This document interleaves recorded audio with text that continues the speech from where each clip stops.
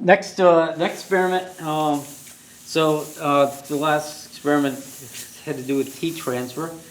Then that we are able to figure out the heat capacity of aluminum doing that.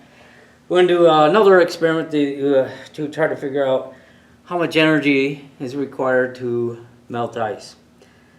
You already could say heat, okay, but heat is a type of energy. So again, what we're going to do is I'm going to go through the process of doing the experiment, and there'll be a short quiz on what happened, and then there'll be a worksheet for you to actually figure that out, how much energy it takes. Okay, so first thing I want to do is, now if you listen to if you did the heat capacity experiment, we know that the temperature is related to temperature change, was related to how much water there was. Okay, and so what we're going to do is just going to take some water, put some ice into it, then measure the change in temperature. But the change in temperature is going to be dependent on how much water you have. So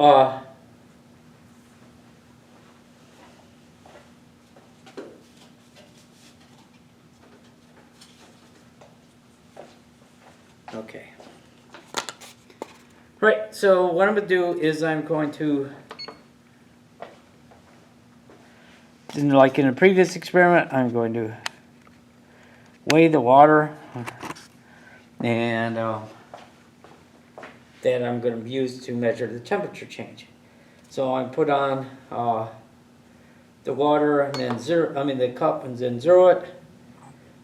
So 0, and then add the water, and the mass of the water is 123.79 grams. Okay, remember that? Okay, and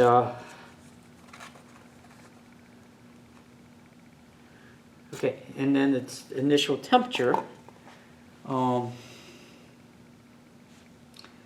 is going to be 20.0, just like, so I'm doing the experiment heat capacity and this experiment on the same day. So, okay. All right. Okay, so now what I'm going to do is I'm going to add the ice to the water, and the ice is going to melt, but it's also going to lower the temperature of the water. Now, the temperature of the water is going to go down to the temperature to freezing.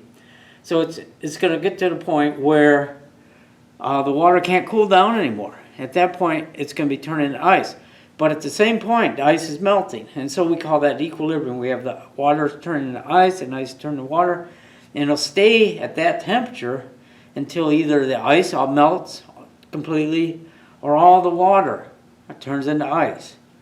Okay, so when I add the ice, the temperature going down, and it's going to go down, and I'll put ice in there, and the ice will stay. There'll be ice that doesn't melt because it can't melt anymore, because there's water turning to ice the same the ice is melting. Okay, so I'm just add about that much. Okay, I did about 4 ice cubes. And this is going to take a little bit of time, so I want to make sure that none of the heat that's going to melt the ice is coming from the outside. It's only coming from the water, so that's why I have it's covered. Okay, and so I stir it up. Now, stirring does add a tiny bit of heat to melt it, but not a lot. Most of the heat that's melting the ice, it comes from the liquid water. Okay.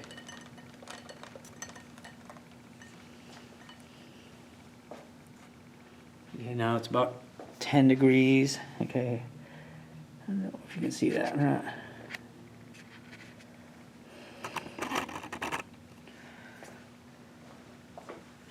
Typically it can go down, theoretically should go down to 0, but it usually stops between just under 5.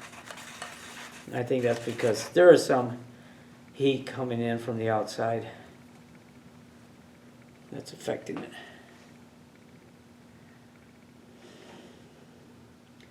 When it gets down to its lowest temperature, what I'm going to do is I'm going to pour out the melted ice into a styrofoam cup that's been zeroed. It's because I want to measure the mass of the melted ice and the water that I started with, and you'll see why. That's what we want to do, is figure out, we can figure out how much ice melted is by measuring the total amount of water now after it's melted, subtract the amount of water that I started with.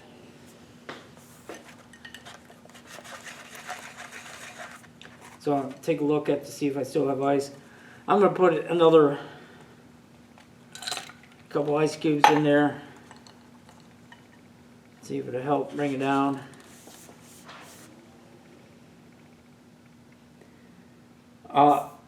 What can happen is all the ice can melt and still not be down as low as it can be. That's because the heat of the water has melted all the ice, but the water temperature could still come down, so we add more ice.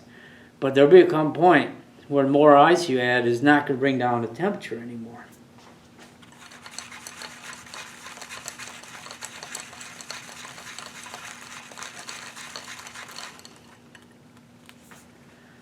So now it's at like 5 degrees. Okay.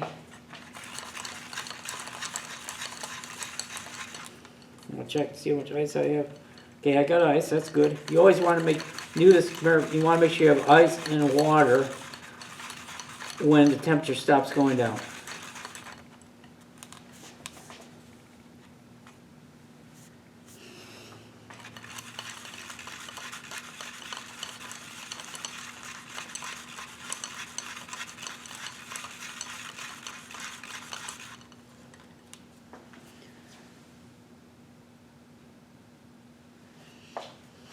Remember, the initial temperature was 20.0.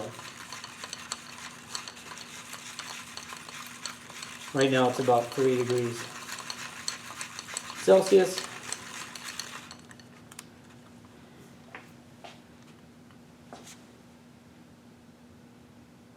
This is over 2. I'm going to come down a little further. Still got ice.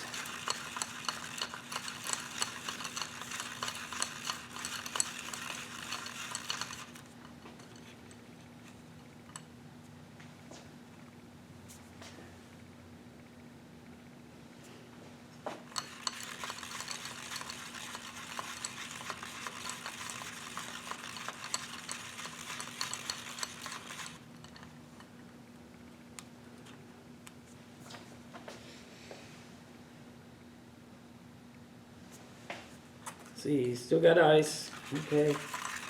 And temperature, I think, has stopped going down.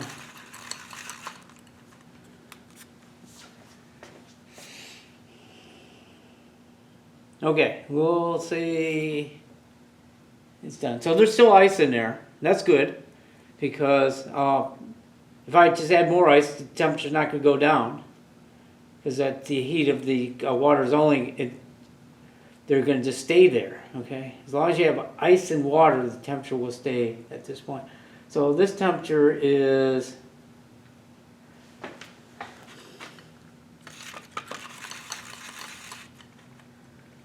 we'll say 1.0 degrees. Okay. All right. So now what I'm going to do, carefully, I don't want to dump the ice. I just want to dump the water. Okay. So it's going to leave the ice inside the cup. So there's still ice in there. Good. Okay. Right now I record the mass of the ice plus the water, and it's 153.06. Okay, so you have 4 values that you recorded. The mass of the water and the melted ice, the mass of the water, the initial temperature, 20.0, and the final temperature, 1.0. And from those, we're going to figure out how much energy it took to melt a certain amount of water, like a gram. Okay, so that's it.